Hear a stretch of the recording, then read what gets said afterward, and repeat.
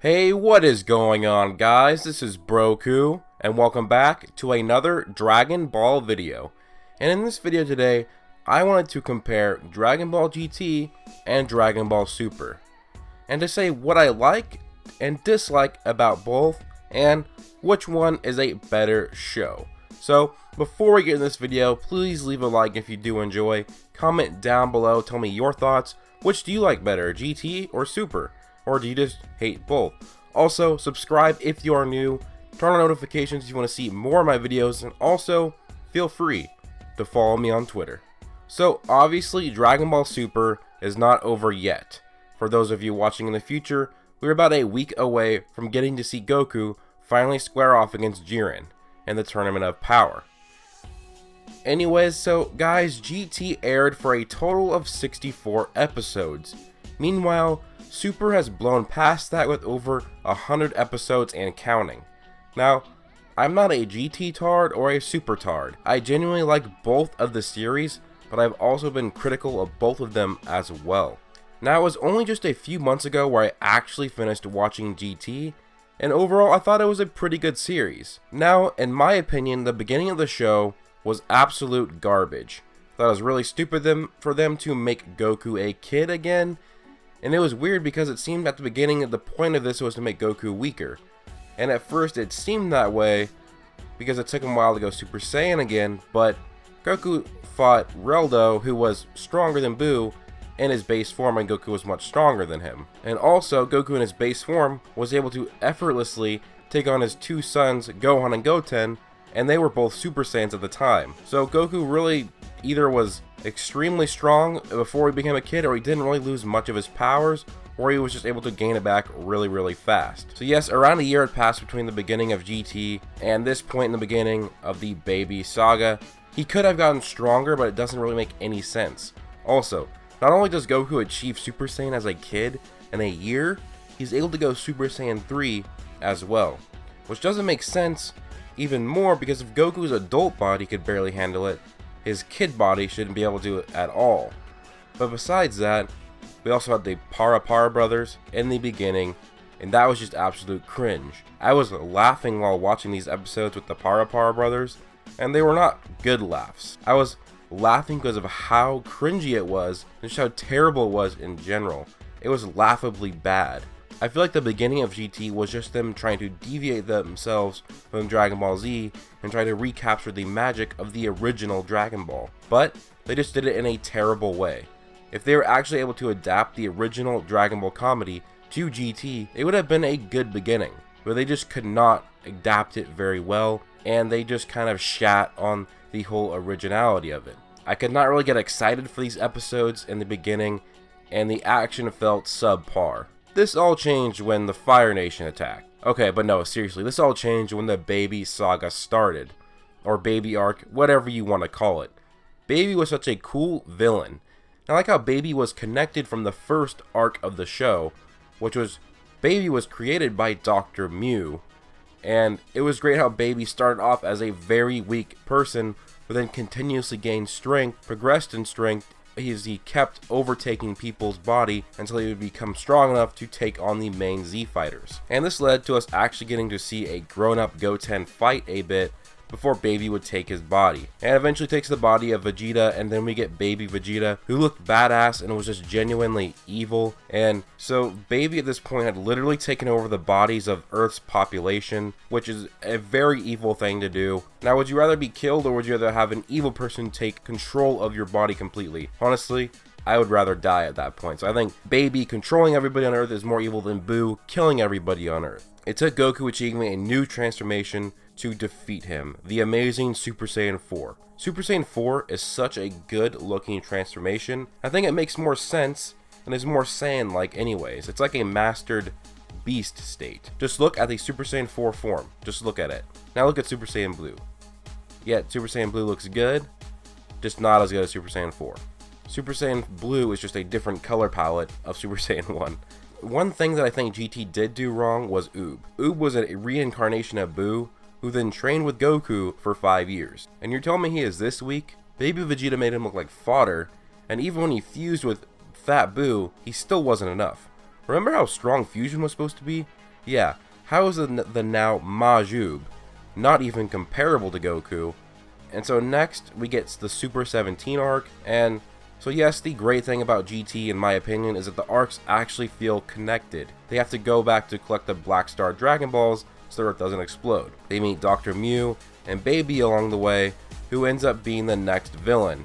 Then Dr. Mew, who created Baby, meets Dr. Gero, an old enemy of Goku as well, and the two team up, which then leads to Super 17, and the final connection was just the abuse of the Dragon Balls over time, leading to these Shadow Dragons. I love it when arcs connect to each other, which is kind of what Dragon Ball Z and Dragon Ball did as well. Dragon Ball Super has been doing that a bit, but not as much or as well as GT did it. The Super 17 arc was really good, it was entertaining and had good action, but it was way too short. It was only 8 episodes long. I think it could have been much better had other androids been introduced, like 16, or even brand new androids that could have extended the arc even longer. But man, GT really did end with a bang. The Shadow Dragon saga was nothing short of amazing. It was an amazing concept, and it actually showed that all the times our heroes spammed the Dragon Balls and came to the Dragon Balls to save them and for help actually had future consequences, as the Dragon Balls were not meant to be used often. In reality, if Bulma never had the Dragon Radar, it would take so much longer to gather the Dragon Balls for a wish, meaning there would be much less wishes. Now, I thought it was really interesting that this made essentially 7 different enemies for our heroes to defeat. What was really cool was that the 4-star Dragon Ball had actually come to respect Goku. This was Nueva Shenron, and he eventually respected Goku enough to actually help him. And this was very interesting because Goku had a relationship with the 4-star Dragon Ball. It was the Dragon Ball that he had, and then the Dragon Ball that he would put on Gohan's head and give to Gohan when he had Gohan as a child. Goku was then blinded and tried to fight Sin Shenron, the 1-star dragon and the strongest of them all. Goku is defeated, but his friends lend him his energy and he became a full-powered Super Saiyan 4, making him strong enough to defeat Sin Shenron even while Goku was blind. But then Sin Shenron would absorb all of the other dragons, becoming Omega Shenron, one of the most powerful enemies in all of Dragon Ball history. Omega Shenron looked badass and was a great villain. Not even a tag team of Super Saiyan 4 Goku and Super Saiyan 4 Vegeta could defeat this Omega Shenron. This brought the much anticipated Super Saiyan 4 Gogeta, the ultimate being in Dragon Ball GT. He was much stronger than Omega Shenron, it was not even close. But Gogeta messed around too much and he defused. Eventually Goku would do a Universal Spirit Bomb, which was just enough to defeat Omega Shenron. Goku then would leave with Shenron as he needed to separate himself from Earth for a while. And so Goku left with Shenron, and Goku would then absorb the 7 Dragon Balls as well. He would return 100 years later to watch the martial arts tournament that Goku Jr. and Vegeta Jr. were squaring off in. Pan noticed Goku, but she didn't actually find him when she went to go look for him. This was a decent ending, but it could have done better in my opinion. So despite a really bad start, GT did end with a bang in the Shadow Dragon saga. Now, Super does have its flaws, really bad power scaling. Yes, it's worse than GT. A lot of ass pulls like Super Saiyan Raid, Future Trunks, Android 17 being Super Saiyan Blue level, Frieza training for 4 months and becoming that strong, and then Gohan trains for a few hours and achieves his new ultimate form, not his new ultimate form, gets his ultimate form back, and then becomes a Super Saiyan God level fighter. Also, some of the plot points don't make sense, like Universe 7 having only 28 planets with mortals on it, even though Frieza himself had at least 79 planets in his empire, in just that one single galaxy of the universe. Also, the whole Super Saiyan God thing, it was cool, but it was just a little weird. Super Saiyan 4 made more sense. It was kind of like combining Super Saiyan with Ozaru, then mastering that, but really just a ritual to achieve the form from the savage race of the Saiyans. Savages having rituals like that? Yeah, I just don't see that coming from the Saiyans. Also, Super Saiyan Blue could be done better. All I did was take Super Saiyan and color his hair blue.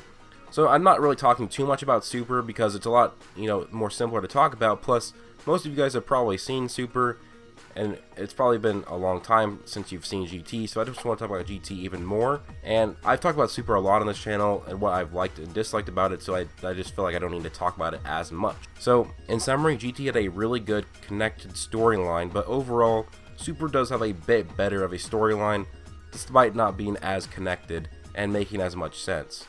The villains, oh the villains.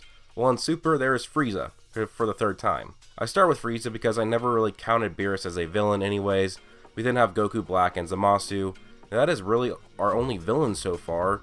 Besides that, it's really just been rivals, like the fighters from the other universes, and they're not necessarily villains in nature. Like Hit and Frost. Frost was sort of a villain, but not really. And then right now in the Tournament of Power, it's kind of just they're fighting each other, but there's not really any villains. It's just the gods are making them fight to survive. And so despite, you know, Goku Black and Zamasu, I think he's the best villain in Dragon Ball. Overall, the villains like Baby, Super 17, Dr. Gero, Dr. Mew, and the Shadow Dragons, which led up to Omega Shenron, overall they were better villains in GT. And having good villains is really important in a show like this because it makes the show mean more, and it just makes it a lot more interesting, and it makes it a lot more meaningful when a good guy defeats a bad guy. When we get to transformations, I think I've already made it obvious that Super Saiyan 4 is a superior transformation to Super Saiyan Blue. When I say this, I don't mean in power, but just by the sheer look of the form and the way that Goku achieved it. So now I'll go on to supporting characters. GT doesn't really have any. A lot of people say that GT stands for Goku time, which is true. Now there's Pan and Trunks, but they're really minor, and that's really only in the beginning of the show. And Goku is by far the main character, and so much so that the supporting cast just barely has light cast upon them. Meanwhile, in Dragon Ball Super, Vegeta is a main character as well alongside Goku, so Super's kind of like Goku and Vegeta time, but also the supporting characters are used much better in the show, like them actually being used in the revival of F Arc against Frieza's men, or the Universe 6 tournament, and even now in the Tournament of Power. So we have got to see even an episode dedicated to Master Roshi himself. Literally, Roshi, who was almost nothing in Dragon Ball Z, had his own episode in Dragon Ball Super. That was amazing. I think one of GT's biggest mistakes, besides making Goku a kid again, was destroying the character of Vegeta in the show. Besides the Shadow Dragon Saga, and then being used as a villain as Baby Vegeta in the Baby Saga, he wasn't really much in the show. Also, one more thing, guys, is that GT had better animation. Super has had a lot of fuck-ups with their animation, and it's gotten a lot better since, but GT has a lot more consistent animation style and better art style. That's a huge bonus for them. So despite all this, I'll give you guys my final decision. I believe that the superior show is Dragon Ball Super. I still think that GT is really good, but Super has a lot more episodes, and Super has been pretty consistent in its quality.